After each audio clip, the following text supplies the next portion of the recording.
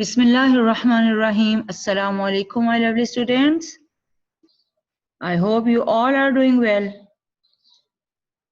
Dear students, I welcome you once again in Pakistan International School Types virtual learning class of science for grade 7th. And we are on chapter number 6. Dear students, today's topic is valency ions and isotopes. They are related with your previous topic. Just take a look on the previous topics that we have studied about the structure of an atom in the previous topic and about atomic and mass number. Then we have seen electronic shells or atomic shells in which the electrons are present. So let's get started today's topic.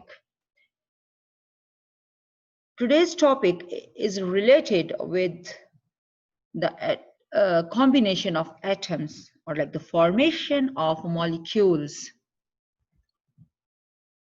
As we know that atoms combine with other atoms they are unstable. But they stop reacting with other atoms when they become stable. Why they become stable? Stable means what? Stable means that they will not react or they will not combine with other atom after completing its outermost shell with 8 electrons. Dear students, we have seen in previous topic that atoms are having the electrons, and electrons revolve in shells in their movement. When they move, they are having some paths in which they move, and those are called shells. And those shells are, if you remember, that is, first shell is K, L, M, N, and so on. O, P, Q, etc. So the first shell is K shell, and K shell accommodate only, for example, this is nucleus and this is its shell, first shell, that is K shell, and it can accommodate only 2 electrons, because it does not have too much space, because it is near to the nucleus and does not have space to accommodate 8 electrons in that. So it has to accommodate 2 electrons. And next, all L, M, N, O, P, Q, etc., they must accommodate 8 electrons. Whatever the outer shell is. For example, its atomic, like it is an atom, it's this is first shell, if this is its second shell, it is having 1 electron. So what does it mean? It means that it has to accommodate 7 more electrons in it.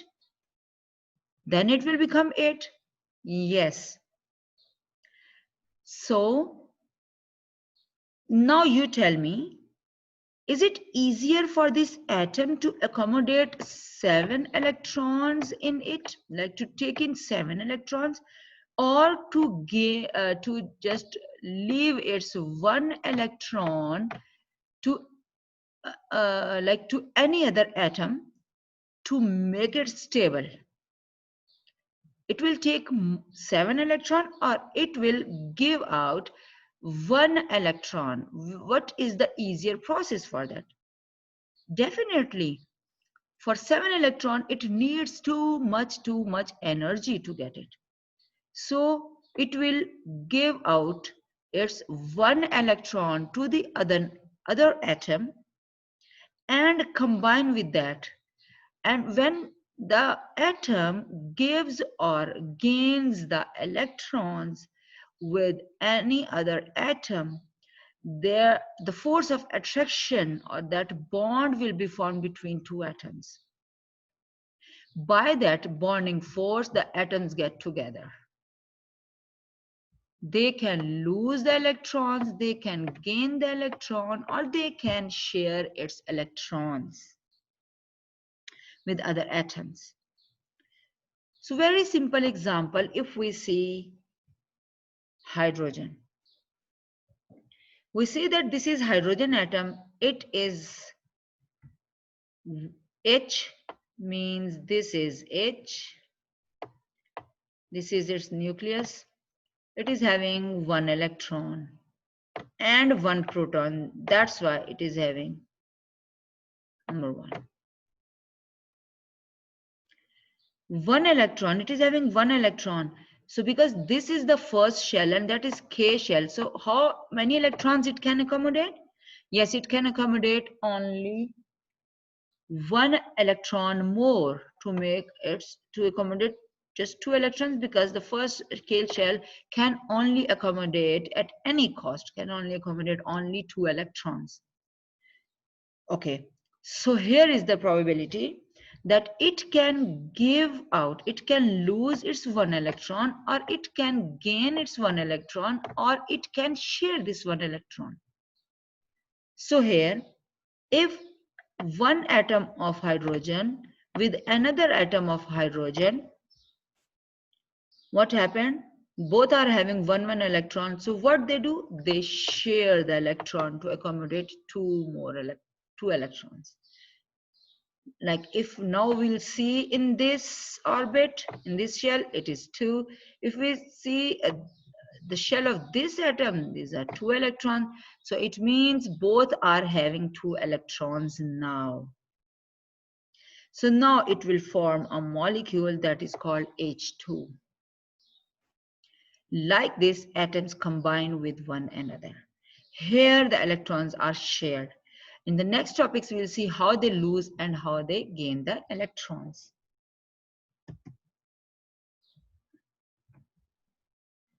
So we can see here how the atoms can combine. You can see when they share the electrons, like here hydrogen atom, they move like this. When they share the electrons, that is called covalent bond. And like NaCl, what happened? Now sodium and chlorine. Sodium is having one electron in its outermost shell, and chlorine is having 7 electrons in its outermost shell. So it has to accommodate has to accommodate how many? 8 electrons in all. So what will do? It is having 7 electrons, so it will not lose its 7 electrons. So what will do? Because now it needs very less energy to take another electron. So what will happen? Sodium does not have ability to gain 7 electrons, so easily it loses its 1 electron. So now like this, the bond is formed between two atoms. The atom which just give out its electron, it will have positive charge like this sodium, and the atom which will gain the electron, it will have negative charge, and this negative or positive attract with one another, and that is called electrostatic attraction. And by this attraction a bond is formed, and these two atoms will combine in a molecule that is called NaCl. That is a compound, we know that is a salt.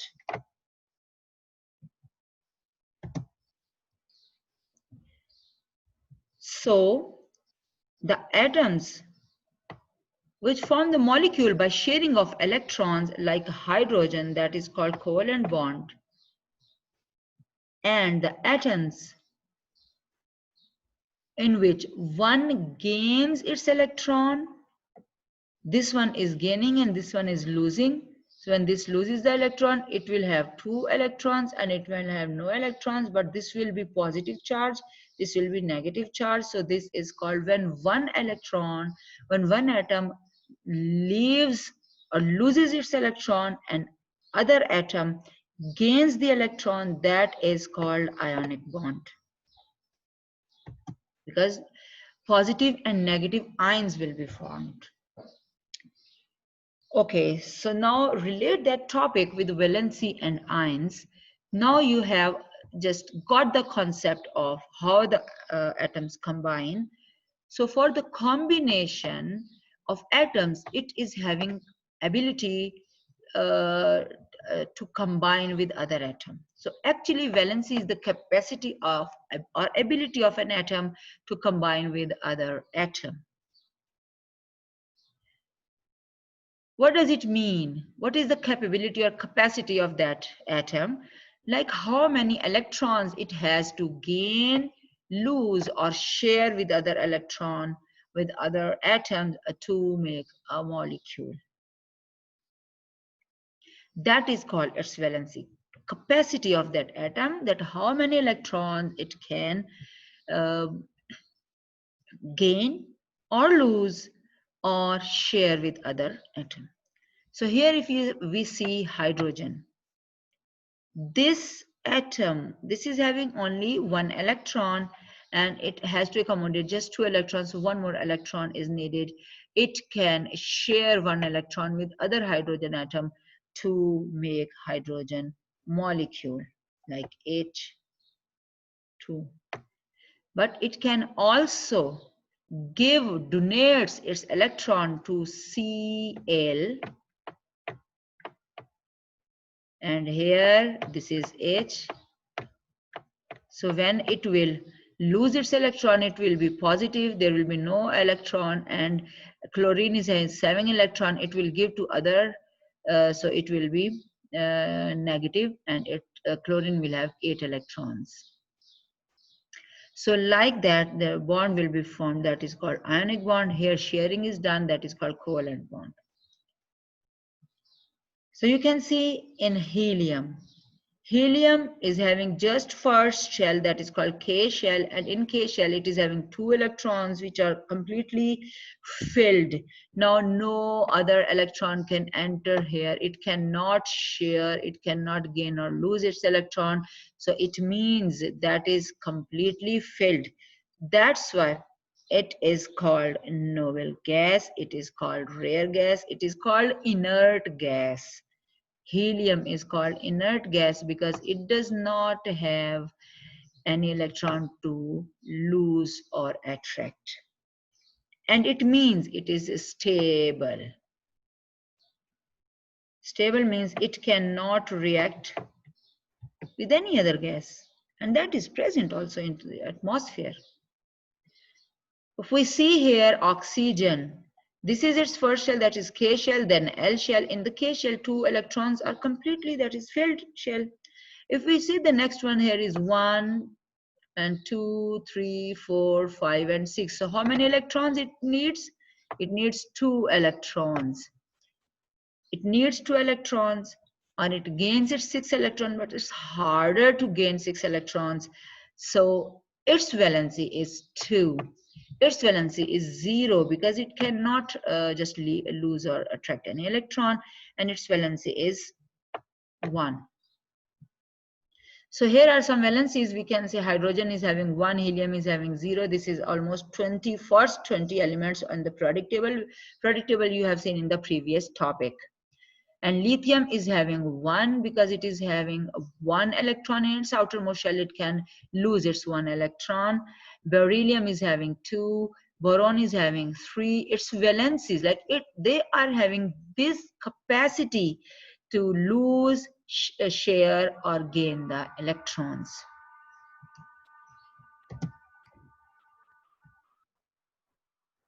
So related with valency, there is ion. Ion is what that atom, when it gains or it loses its electron, after that its condition is called ion, and that can be positive or negative. So in sodium chloride, and we'll see in the next slide inshallah. So if you see here, that is a neutral atom, means it is not having, like it is not attracting with any other, or it is not combining with any other atom. But if it combines, when it loses its electron, it will become positive, and it will, when it will gain its electron, it will become negative.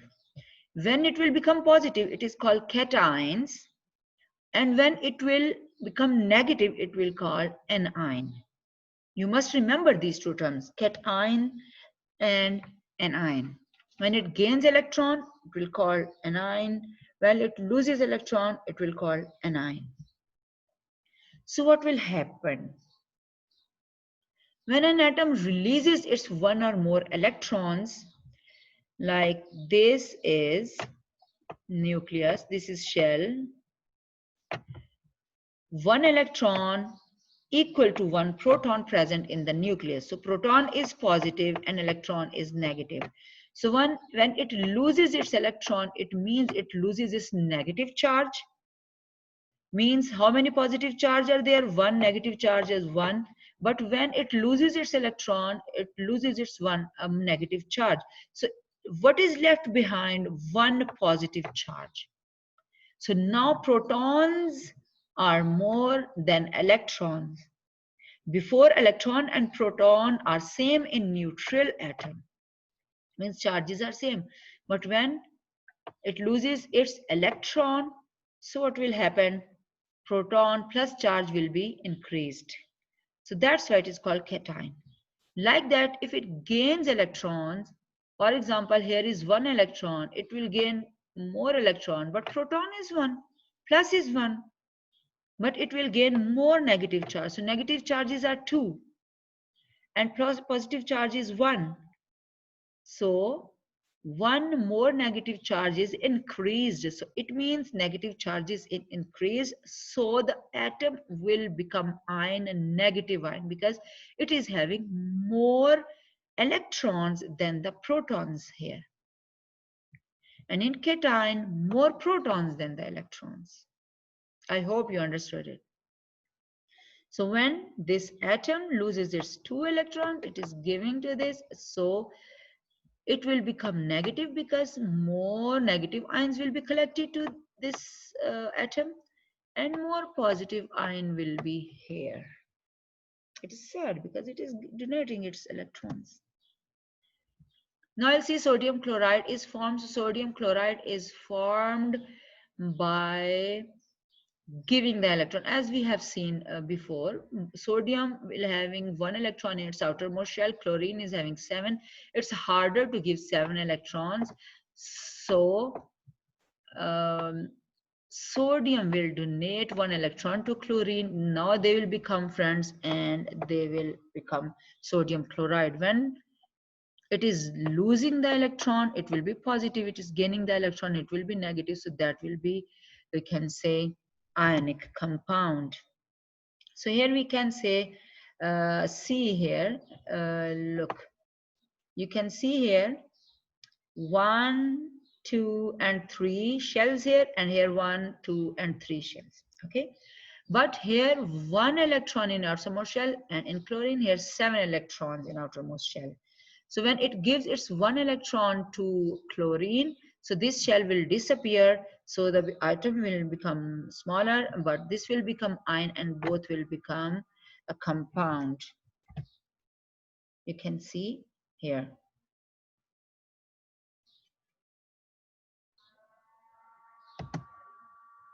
Okay, now I'll see some common ions. Hydrogen is like that is positive ion because it loses its 1 electron. Sodium can lose its 1 electron because it is having 1 electron in its outermost shell. They can lose 1 electron.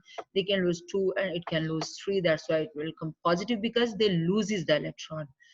And these atoms gaining the electrons, that then they become ions. And there's fluorine negative 1, chlorine negative 1, oxygen negative 2, because it can gain 2 electrons. Sulfide negative 2, it will become sulfide ion, and like that. Phosphorus. Now I'll see isotopes and their uses. In isotopes and their uses, iso means same. So how they are same? The atoms of chemical element can exist in different types. The same atom of the same elements, they become different. How? We'll see here, when they are having same number of protons and electrons, but they don't have different number of neutrons. They exist in the nature. They are rare, but they exist in the nature. For example, if we see hydrogen atom, very simple atom, we know that is its nucleus. It is, sorry, this is its nucleus. This positive charge means it is having only one proton. If you see here, one proton, and it is having one electron in its atom, no neutron. So that is called protium. Pro means very first. So that is an ordinary hydrogen which we are having in the water and everywhere, means its atomic number is 1, its mass number is 1. Mass number is, we have studied before, proton plus neutron. So proton is 1, no neutron, so it means mass number is 1. So it is in abundance 99.98%. This is heavy hydrogen that is present in heavy water. We have seen heavy water in the chapter water before. So deuterium or deuterium, that is having 2 mass number and atomic number 1. Atomic number 1 because it is proton 1, but it is having one more neutron in it. That's why it is called 1 and 2. So its mass number is 2. It means mass will become changed. Yes, definitely, because neutron will be changed, neutron will be increased here. So like that, tritium, that is a radioactive element also. What is radioactive, we'll see in the next topic. So it is having 2, tri means 3. So it is having 2 proton, sorry, 1 proton and 2, these are neutron. So 2 neutrons, so that is 3, atomic mass 3 and atomic number is 1. So like that, same element, but they are having different atoms. Now we'll see carbon atom, isotope of carbon. So we will see the plus is proton and this one is neutron. As you see here, the key is given and these are electrons. So that is the common type, carbon 12 and carbon 6. 6 is the number and 12 is the mass number. Number will remain the same, but mass will be changed. You can see number is same because protons is same, 1, 2, 3, 4, 5, 6, 7. And 7 neutrons are there, but protons 1, 2, 3, 4, 5, 6. As many proton, as many electrons are there. So protons are 6 and neutrons are 7. So 6 and 7 are 13. So that is the next one, carbon 14. That is called carbon 14, carbon 13, and carbon 12. Carbon 14 is also a radioactive element. So that is 1, 2, 3, 4, 5, 6 proton and 1, 2, 3, 4, 5, 6, 7, 8 neutrons. So that will be 12 mass number. So means carbon is the same atomic number, but mass number will be changed of that atom. So that will become isotope. Now I'll see some of the importance of isotopes in medicines and agriculture. We'll see first carbon 14, which we have studied right now. There is carbon 12 and but here we are having carbon 14. Carbon 12 is the common.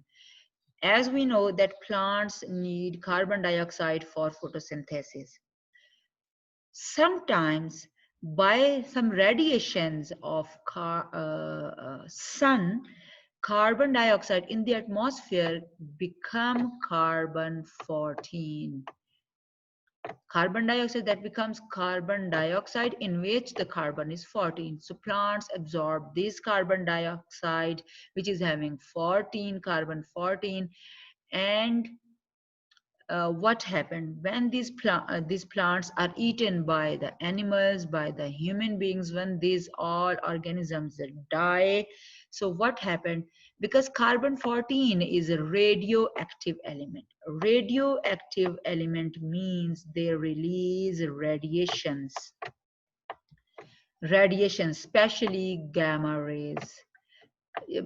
that is not having a proper concept in your class, in your topic, but just a brief concept about that. You must know that the like we are having x-rays, we are having the radio rays, we are having radio waves, we are having microwaves in our microwave ovens. So for radio, for television, we use radio waves. Like that, there are gamma rays also, and there are beta rays also, which they release. So when the plants and animals die, so they release these rays. So what happened by this? When the archaeologist or the scientist just find out some fossils from the rocks or like that, so they check the radiations which are released from those bones, from those materials, from those fossils which are just they took or they found out from there. So then they can find their age. So right now the animal has died, so it is 100% carbon 14 is present in there. But if it is 5730 years ago, so 50% carbon is present, because all radiations are released from that. Like that, if it is 17,190 years ago that fossil is, so it means that 12.5% of carbon dioxide is left, all other is released or escaped from that fossil. So that carbon 14 is used to age, to calculate the age of plants and animals. The next is nitrogen 15. Nitrogen is having atomic number 7 and its atomic mass is 14, but here its atomic mass is 15. Like 14 and 15, so 15 is nitrogen 15 isotope is used to study the effects of nitrogenous fertilizers in the plants. So the scientists gave the fertilizers which are having N15 in it. So plants absorb those fertilizers, and then the then the human beings will observe uh, um, those plants and emitting the radiations, and those plants like absorption of N15 in those plants. By that, the scientist can assume how much nitrogenous fertilizers are required from the plants and how much they are biologically using, or that process especially is used um, to to save the amount or to the usage of nitrogen fertilizers in the plants, to detect how much nitrogen fertilizers the plants are taking. And that is environmental friendly if we just if we know the amount of fertilizers utilized or being or have to utilize by the plants. If we see the next one, sodium 24. Sodium Na, and it is having 23. That is the common sodium. Its atomic mass is 23. But here it is sodium 24. So to sodium 24, it is used to study circulation of the blood, because that is present in the salt, and when it is given to the is absorbed in the blood and it is circulated in the blood. So too much sodium is is not good for the human beings, and it is for calculation or to study the sodium in the blood. That sodium 24 is injected into the bloodstream to detect position of blood clots and thrombosis. That is having a great medical use of that. that if the person is having blood clots, like that is having heart problems, or thrombosis is also called blood clots in the blood vessels.